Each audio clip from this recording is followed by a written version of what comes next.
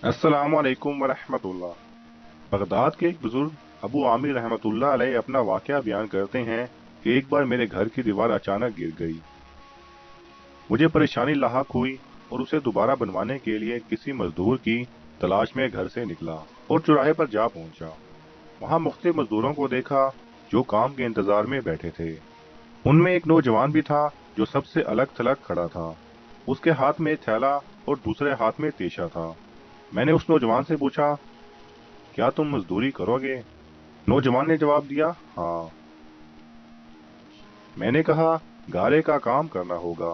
नौजवान कहने लगा, ठीक है, लेकिन मेरी 3 शर्तें हैं। अगर तुम्हें मंजूर हो तो मैं काम करने के लिए तैयार हूँ। पहली शर्त यह है कि तुम मेरी मजदूरी पूरी अदा करोगे। दूसरी शर्त यह है कि मुझसे मेरी ताकत और सेहत के मुताबिक काम लोगे। और तीसरी शर्त यह है कि नमाज के वक्त मुझे नमाज अदा करने से नहीं रोकोगे। मैंने ये तीनों शर्तें कबूल कर लीं और उसे साथ लेकर घर आ गया, जहां मैंने उसे काम बताया और किसी जरूरी काम से बाहर चला गया। जब मैं शाम के वक्त वापस आया तो देखा कि उसने आम मजदूरों से दुगना काम किया था। मैंने बाखुशी उसकी उजरत अदा की और वो चला गया। दूसरे दिन मैं उस नौजवान की तलाश में दोबारा उस चौराहे पर गया, लेकिन वो मुझे नजर नहीं आ रहा था। मैंने दूसरे मजदूरों से उसके बारे में दरियाफ्त किया तो उन्होंने बताया कि वो हफ्ते में सिर्फ एक दिन मजदूरी करता है, बाकी दिन अल्लाह ताला की इबादत में गुजारता है। ये सुनकर मैं समझ गया कि वो आम मजदूर नहीं बल्कि कोई खास आदमी है। मैंने उनसे उसका पता मालूम किया और उस जगह पहुंचा तो देखा कि वो नौजवान जमीन पर लेटा हुआ था और उसे सख्त बुखार था। मैंने उससे कहा, मेरे भाई, तू यहाँ अजनबी है, तन्हा है और फिर बीमार भी है।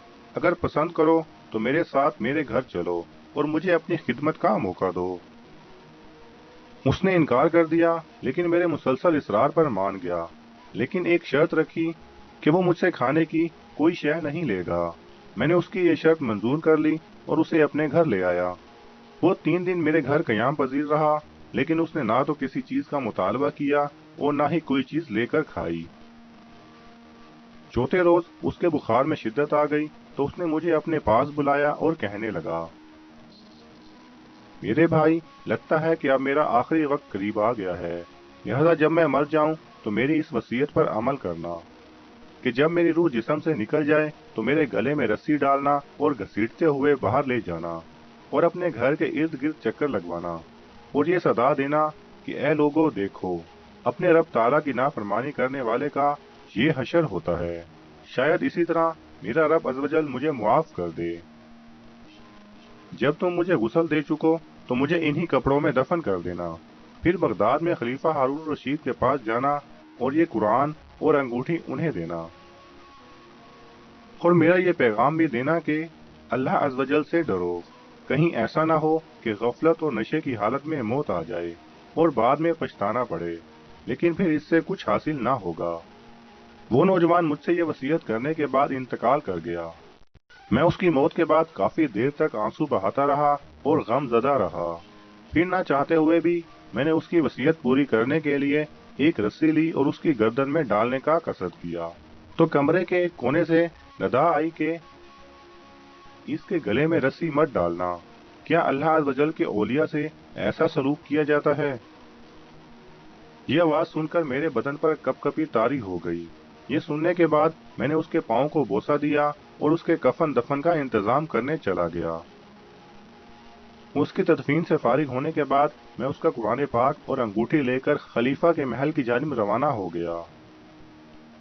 वहां जाकर मैंने उस नौजवान का वाकया एक कागज पर लिखा और महल के दारोगा से इस सिलसिले में बात करना चाहिए, तो उसने मुझे झड़क दिया और अंदर जाने की इजाजत देने के बजाय अपने पास बिठा लिया।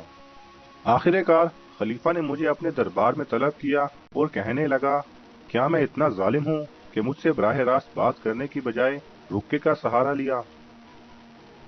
मैंने अर्ज की, अल्लाह ताला आपका इकबाल बुलंद करे। मैं किसी जुल्म की फरियाद लेकर नहीं आया, बल्कि एक पैगाम लेकर हाजिर हुआ हूँ। खलीफा ने उस पैगाम के बारे में दरियाफ्त किया तो मैंने वो कुरान मजीद और अंगूठी निकाल कर उसके सामने रख दी। खलीफा ने उन चीजों को देखते ही कहा, ये चीजें तुझे किसने दी? मैंने अर्ज की, एक गारा बनाने वाले मजदूर ने। خلیفہ نے ان الفاظ کو 3 بار دہرایا، گارا بنانے والا، گارا بنانے والا، گارا بنانے والا، اور رو پڑا۔ کافی دیر رونے کے بعد مجھ سے پوچھا، وہ گارا بنانے والا اب کہاں ہے؟ میں نے جواب دیا، وہ مزدور فوت ہو چکا ہے۔ یہ سن کر خلیفہ بے ہوش ہو کر گر گیا اور عصر تک بے ہوش رہا۔ میں اس دوران حیران و پریشان وہیں موجود رہا۔ پھر جب خلیفہ کو کچھ افاقہ ہوا تو مجھ سے دریافت کیا کہ اس کی وفات کے وقت تم اس کے پاس تھے؟ میں نے اسبات میں سر ہلایا تو کہنے لگا، اس نے تجھے کوئی وصیت بھی کی تھی؟ میں نے اسے نوجوان کی وصیت بتائی اور وہ پیغام بھی دے دیا جو اس نوجوان نے خلیفہ کے لیے چھوڑا تھا۔ جب خلیفہ نے یہ ساری باتیں سنی تو مزید غمگین ہو گیا اور اپنے سر سے عمامہ اتار دیا، اپنے کپڑے چاک کر ڈالے اور کہنے لگا، اے مجھے نصیحت کرنے والے، اے میرے زاہد و پارسا، اے میرے شفیق۔ اسی طرح کے بہت سارے القابات خلیفہ نے اس مرنے والے نوجوان کو دیے اور مسلسل آنسو بھی بہاتا رہا۔ یہ سارا معاملہ دیکھ کر میری حیرانی اور پریشانی میں مزید اضافہ ہو گیا کہ خلیفہ ایک عام سے مزدور کے لیے اس قدر غمزدہ کیوں ہے۔ جب رات ہوئی تو خلیفہ نے مجھ سے اس کی قبر پر لے جانے کی خواہش ظاہر کی تو میں بھی اس کے ساتھ ہو لیا۔ خلیفہ چادر میں منہ چھپائے میرے پیچھے پیچھے چلنے لگا۔ جب ہم قبرستان میں پہنچے تو میں نے ایک قبر کی طرف اشارہ کر کے کہا، علی جا، یہ اس نوجوان کی قبر ہے۔ خلیفہ اس کی قبر سے لپٹ کر رونے لگا، پھر کچھ دیر رونے کے بعد اس کی قبر کے سرہانے کھڑا ہو گیا اور مجھ سے کہنے لگا، یہ نوجوان میرا بیٹا تھا، میری آنکھوں کی ٹھنڈک اور میرے جگر کا ٹکڑا تھا۔ ایک دن یہ رقص و سرور کی محفل میں گم تھا کہ مکتب میں کسی بچے نے یہ آیت کریمہ تلاوت کی، کیا ایمان والوں کو ابھی وہ وقت نہ آیا کہ ان کے دل جھک جائیں اللہ کی یاد کے لیے؟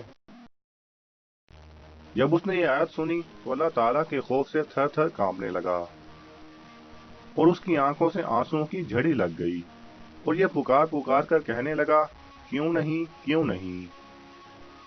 اور یہ کہتے ہوئے محفل کے دروازے سے باہر نکل گیا۔